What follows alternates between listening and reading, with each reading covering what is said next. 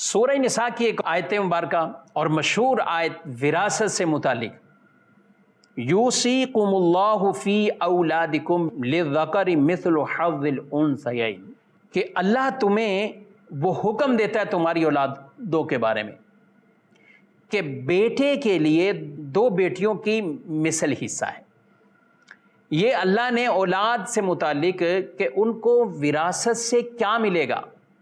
ہمارے معاشرے میں بعض اوقات مشہور ہوتا ہے بیٹی کو تو 4 آنے ہوتے، بعد 8 آنے، بیٹی کا تو بنتا ہی بس بہت تھوڑا سا ہے اور بیٹے کا سب کچھ بنتا ہے۔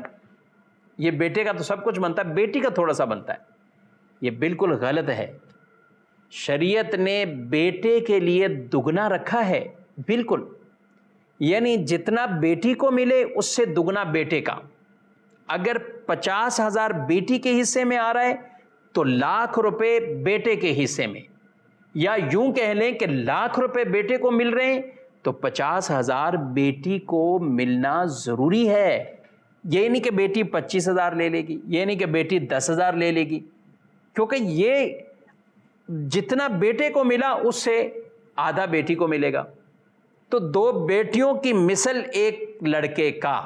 تو جو بھی اس طرح کے ترکے کا معاملہ ہے، ہمیں تو اس پہ علماء سے فتویٰ لے کر، مفتیان کرام سے، دارالہدایت سنت سے آپ فتویٰ لیجئے اور پھر اس کے مطابق تقسیم کریں۔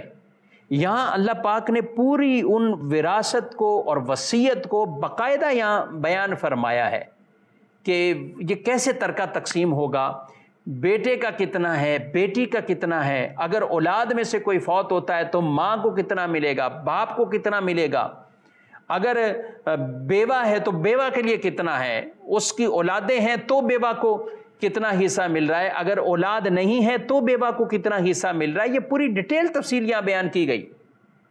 ہمارے یہاں کسی نوجوان کی ڈیتھ ہو جائے، انتقال ہو جائے، بالخصوص جہاں بچے بھی نہیں ہوتے، نئی نئی شادی ہوئی، انتقال ہو گیا، اب بیوہ کو ایک سائڈ پہ لگا دیں۔ بعض تو سسرال والے گھر سے ہی نکال دیتے ہیں، عدت بھی پوری نہیں کرنے دیتے، حالانکہ شرعاً اسی گھر میں عدت پوری کرنا اسے لازمی ہے۔ اور ہم صرف یہی سمجھتے ہیں ہمارا یہ معاشرہ کہ ہمارا تو بیٹا فوت ہو گیا، اب ہمیں اس کی کیا ضرورت، یہ گھر سے جائے، اس کو نہ وہاں عدت کرنے کی اجازت دی جاتی ہے۔ اور پھر اس سے بڑا ظلم کہ وہ ترکے اور وراثت میں اپنے شوہر سے اسے جو حصہ ملنا ہے اس سے اس کو محروم کر دیا جاتا ہے۔ نہیں، اور بعض تو بڑے دھڑلے سے آگے پوچھتے ہیں کہ نہیں مفتی صاحب، وہ جو بیوہ تھی نا اس نے آگے شادی کر لی ہے، اس نے جب آگے شادی کر لی تو اب اس کا کیا وراثت میں سے، ہم نے اس وقت تقسیم نہیں کی تھی، اب تو اس نے آگے شادی کر لی، اب اس کا حصہ کیسے ہوگا؟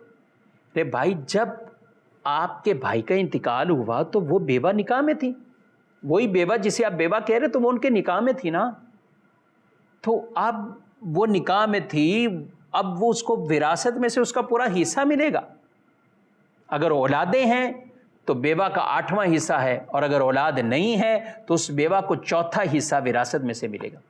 قرض اور وصیت وغیرہ کے بعد، کیونکہ جب اگر میت پر قرض ہے، پھر احکامات کے اندر کئی مرتبہ یہ من بعد وصیۃ یوصی بہا او دین، یہ کلمات ارشاد فرمائیں، اس وصیت کے بعد جو وہ کر کے گیا ہے یا اس پر جو قرضہ ہے، یعنی پہلے دیکھا جاتا ہے ترکے میں کہ میت کا قرضہ بھی ادا کیا جائے، قرض ہے قرضہ ادا کیا جائے، وصیت جائز کوئی کی ہے تو 1/3 تک وہ وصیت جاری کی جائے، اس کے بعد جو تقسیم ہوتا ہے تو وہ ترکہ ہوتا ہے۔ اب اس ترکے میں جو شریعت نے احکامات بیان کیے ہیں اس کے مطابق تقسیم کاری ہوگی۔